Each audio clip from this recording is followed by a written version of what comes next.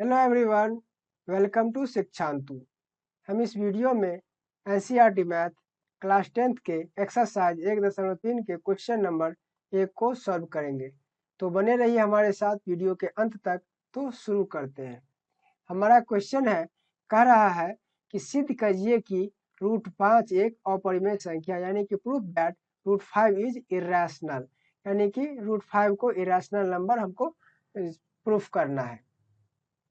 तो सबसे पहले इसके लिए क्या होता है कि हम √5 को क्या मान लेते हैं, रेशनल मान लेते हैं, और उसे हम जो माने हैं उसको हम गलत साबित कर देंगे। वही हमारा क्या हो जाएगा, तो वो रैशनल रहा नहीं तो बचेगा क्या, वो इरेशनल हो जाएगा। तो चलिए ये सारी बात हम लिख लेते हैं। यहाँ पर लिखते हैं कि let us assume that √5 is a rational number. √5 is a rational number. हमने इसे √5 को क्या रैशनल नंबर मान लिया। अब क्या करेंगे, जब भी हमने इसको रैशनल नंबर माना है तो जैसा कि हम जानते हैं रैशनल नंबर को a/b के फॉर्म में हम लिख सकते हैं, जिसे यहाँ पर लिख देंगे नाउ √5 इक्वल टू a/b। इसे जहाँ पर क्या हो जाएगा, where a and b are क्या हो जाएगा, coprime and b does not equal to 0। यहाँ पर देखिए क्या हो जाएगा, ए और बी क्या हो जाएगा, को प्राइम हो जाएगा। यहाँ पर एक टर्म है को प्राइम। ये को प्राइम क्या होता है, को प्राइम वह दो संख्या होता है जिसका जो एचसीएफ होता है वह 1 होता है, यानी कि जिसका कॉमन फैक्टर सिर्फ और सिर्फ 1 हो, उसे ही क्या कहा जाता है, को प्राइम कहा जाता है। जैसे यहाँ पर 3 और 4 दो नंबर ले लिए, इन दोनों का कॉमन फैक्टर क्या है, 1 है, तो ये 3 और 4 आपस में क्या हो गया, को प्राइम हो गया, इसे ही को प्राइम कहा जाता है। तो यहाँ पर ए और बी क्या हो गया, को प्राइम हो गया। तो अब इसे हम इक्वेशन 1 मान लेते हैं। इसको क्या मान लेते हैं, इक्वेशन 1। अब क्या करेंगे, इसको स्क्वायरिंग बोथ साइड कर देंगे, दोनों और क्या करेंगे, हम स्क्वायर कर देंगे। लिखेंगे स्क्वायरिंग बोथ साइड, दोनों ओर स्क्वायर करने पर यहाँ पर क्या हो जाएगा, √5 का स्क्वायर इक्वल टू a/b का स्क्वायर। जब इसको हम सॉल्व करेंगे तो क्या आ जाएगा, हमारा 5 आएगा, इधर a² / b² आएगा। ठीक है। जब यहाँ पर क्या है, b नीचे है तो यानी कि भाग में है, बराबर के इस साइड जाएगा तो क्या हो जाएगा, गुना में हो जाएगा, तो इस साइड आने पर क्या हो जाएगा, 5b² इक्वल टू a² हो जाएगा। उसके बाद यहाँ पर क्या होगा, यहाँ पर हो जाएगा b² इक्वल टू a² / 5, ये हो जाएगा। तो ये हम लिख देंगे, यहाँ पर क्या लिखेंगे, since a² is divisible by 5, divisible by 5। यहाँ पर क्या है, a² जो है 5 से क्या है, डिविजिबल है, इसीलिए क्या हो जाएगा, ए भी इसका A is also divisible by 5, divisible by 5।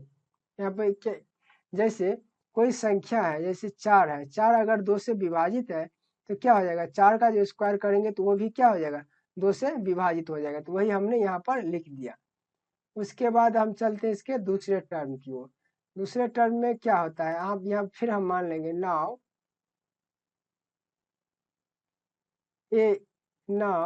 Late a is 5c, where c is any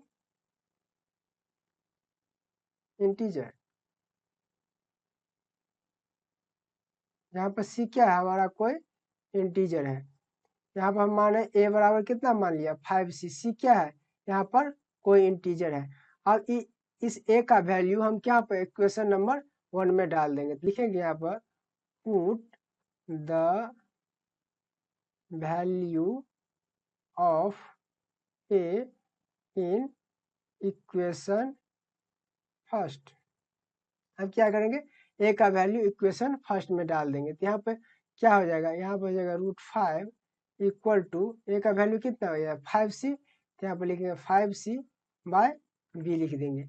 यहाँ पर हम फिर क्या करेंगे, हम इसे दोनों ओर स्क्वायर कर देंगे, तो यहाँ पर लिखेंगे squaring SQRING squaring both side, squaring both side, हम दोनों ओर क्या करें स्क्वायर कर देंगे। जब हम दोनों ओर स्क्वायर करेंगे तो कितना हो जाएगा √5 का square equal to 5c by b का स्क्वायर, तो यहाँ पर क्या हो जाएगा 5 हो जाएगा, इधर 25 into c square by b square हो जाएगा। जब इसको 5 से डिवाइड करेंगे तो कितना आ जाएगा 5 आ जाएगा। जब b यहाँ पर क्या है भाग में है, साइड आएगा तो क्या हो जाएगा गुना में हो जाएगा, तो यहाँ पर लिख देंगे b square by 5c square by क्या हो जाएगा सॉरी 5c स्क्वायर होगा। यहाँ पर फिर क्या हम लिख सकते हैं, जब हम c square equal to b square by 5 को लिख सकते हैं। यहाँ पर c रहेगा तो 5 को जब हम यहाँ पर गुना में है तो इस साइड रहेगा तो भाग में हो जाएगा, कुछ इस प्रकार से हो जाएगा। यहाँ पर क्या हो जाएगा बी स्क्वायर भी क्या है 5 से विभाजित हो जाता है, यहाँ पर क्या है बी स्क्वायर भी वो लिख देंगे, चूंकि b square is divisible by 5, divisible by 5, इसीलिए b is also divisible by 5, यानी कि क्या बी स्क्वायर जब 5 से विभाजित है तो b भी क्या होगा 5 से विभाजित होगा। हमने यहाँ पर माना था कि किसी भी यहाँ पर इसे हम को प्राइम माना था, और को प्राइम का फॉर्मूला होता है कि उन दोनों नंबर का जो कॉमन फैक्टर हो वह 1 होना चाहिए। लेकिन यहाँ पर क्या हो जाता है, यहाँ पर ए का यहाँ पर जो है ए और बी का कॉमन फैक्टर क्या हो जाता है 5, एक अलग से भी हो जाता है, एक तो होगा ही होगा, लेकिन यहाँ पर ए का और बी का क्या 5 से भी यह विभाजित हो जाता है, यानी कि ए और बी का एक के अलावा कोई दूसरा और भी क्या है फैक्टर है। इस बात को हम क्या करेंगे लिख देंगे। यहाँ पर हम लिखेंगे कि फ्रॉम इक्वेशन, यहाँ फ्रॉम इक्वेशन, इसको हम इक्वेशन 2 मान लेते हैं। यहाँ पर जो था हमारा इसको हम क्या मान लेंगे इक्वेशन 2 मान लेंगे, इसको हम क्या मान लेते हैं इक्वेशन 2 मान लेंगे। यह चीज हम क्या लिखेंगे यहाँ पर हम लिख देंगे, यहाँ पर लिख देंगे from equation 1 and equation 2, equation 2, equation 1 और इक्वेशन 2 से हमने क्या माना, हम कह सकते हैं कि यह क्या है जो 5 है उसका जो √5 ए और बी है उसका एक के अलावा क्या है और भी दूसरा कॉमन फैक्टर है, उस बात को हम यहाँ पर लिख देंगे। तो यहाँ पर लिखेंगे we can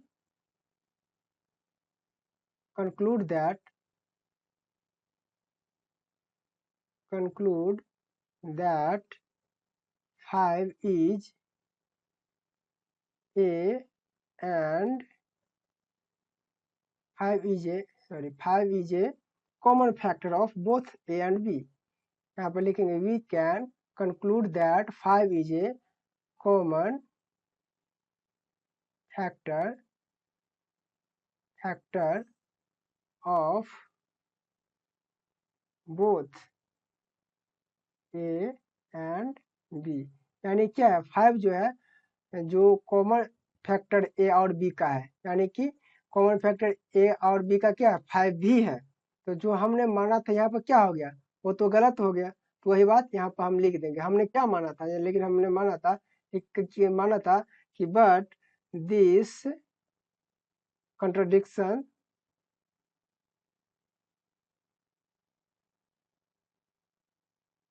contradicts our assumption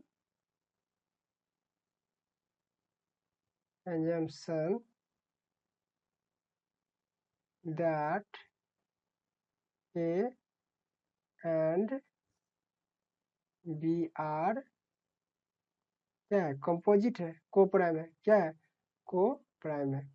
हमने क्या माना था कि ए और बी क्या है, ये को प्राइम है, लेकिन हमने कि ये यहाँ पर क्या हो गया, ये तो गलत हो गया। तो इसी बात को हम लिख देंगे कि तो हम यहाँ पर लिख देंगे कि this contradiction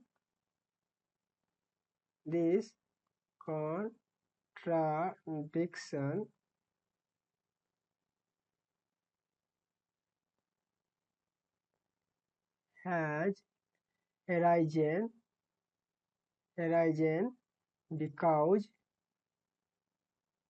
because of our assumption is incorrect. Assumption is incorrect. जो हमने माना था वो क्या हो गया, इनकरेक्ट हो गया। इसीलिए क्या है, सो we conclude that root 5 is irrational। ये क्या करना था, हमें प्रूफ करना था कि रूट 5 क्या है, एक इरेशनल नंबर है। ये सारी बात हम यहाँ पर लिख देंगे तो क्या हो जाएगा, रूट 5 इज इरेशनल नंबर हमें प्रूफ हो गया। तो इस वीडियो में इतना ही। अगर मेरा वीडियो पसंद आए तो इसे लाइक एवं शेयर जरूर करिएगा। तो मिलते हैं अगले वीडियो में, तब तक के लिए जय हिंद।